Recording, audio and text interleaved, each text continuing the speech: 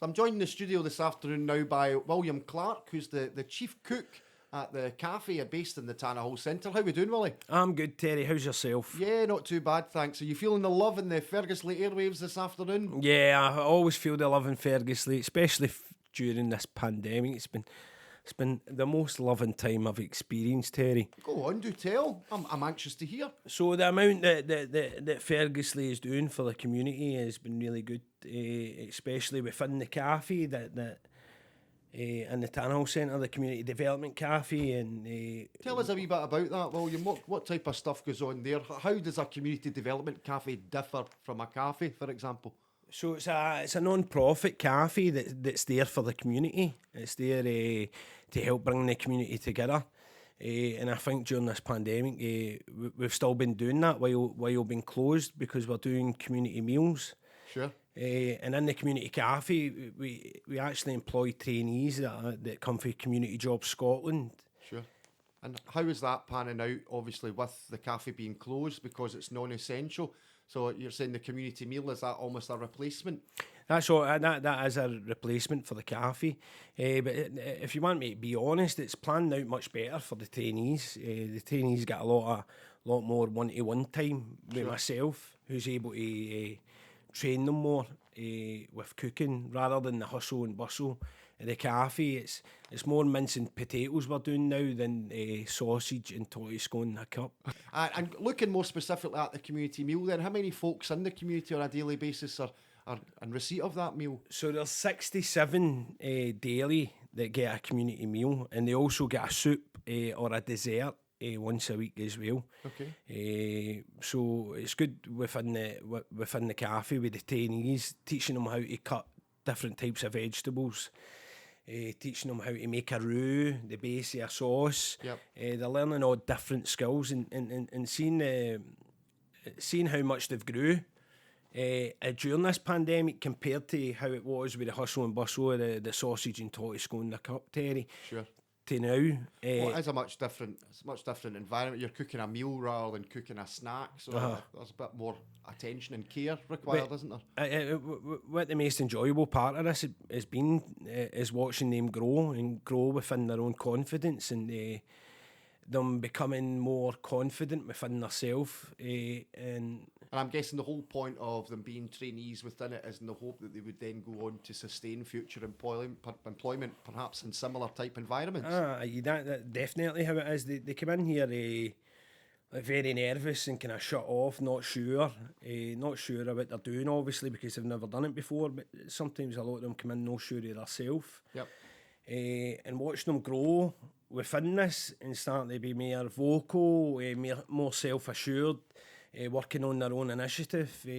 That's been the blessings of this job during this pandemic, and watching them as well. We deliver the food as well, so the young trainees deliver the food too, and they get to speak to the older people when they're out at their doors, and that could be the only company that they've got. Yeah, I was talking with Cammy. It's funny you should say it, because I was talking with Cammy just before you and I started this interview, and that's the very question I asked him. And he said, yeah, I always go out my way to have a wee 5-minute confab with them, because there's one wee old lady I talk to every day, and she tells me, you're the highlight of my day. And that's lovely. That is really nice. No, and it's really good. Cammy is awesome at that. Cammy's... if you're watching Cammy come in here, he was quite closed off, and now he's a really confident, bubbly a young chap who's able to hold a conversation with strangers. He's very empathetic, yeah. Aye, a cracking young guy.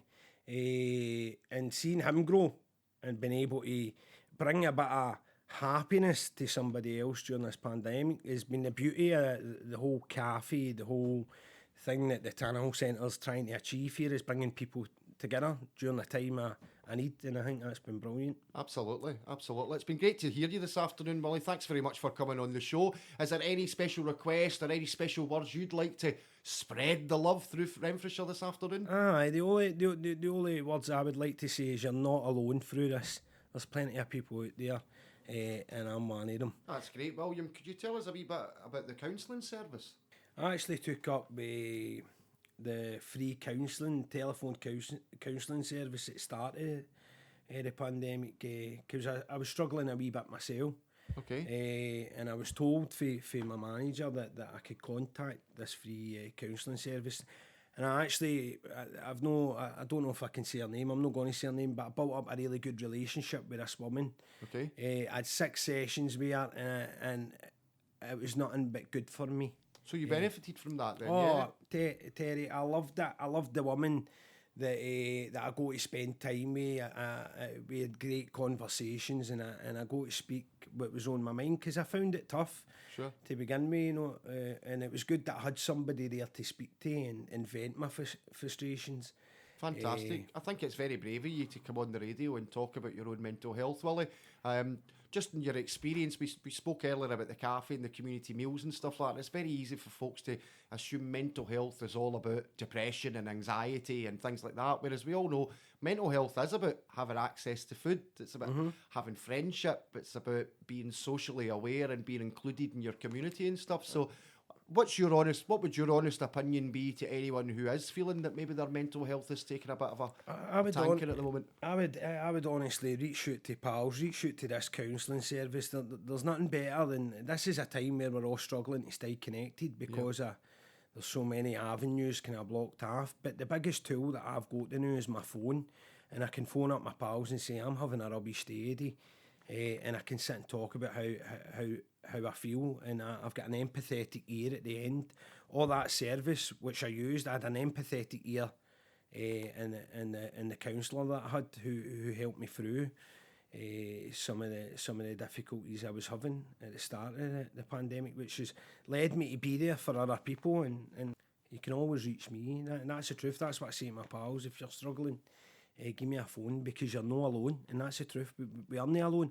Sure. And that's what it showed us all through this pandemic in Ferguslie, is that we've been a united community that have been there for our community, and that's what I love about all this, and I love it about this community.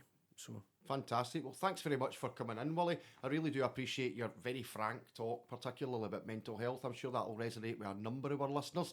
Enjoy your afternoon. Will do. Thank you, Terry. And as William was telling us there is a free telephone counselling service for people living in Ferguslie Park, offered by the Tannahill Centre, working in partnership with Lifelink. If you'd like to organise an appointment, 0141 552 4434 is the number. That's 0141 552 4434, or indeed just visit the Tannahill Centre's Facebook page for further details.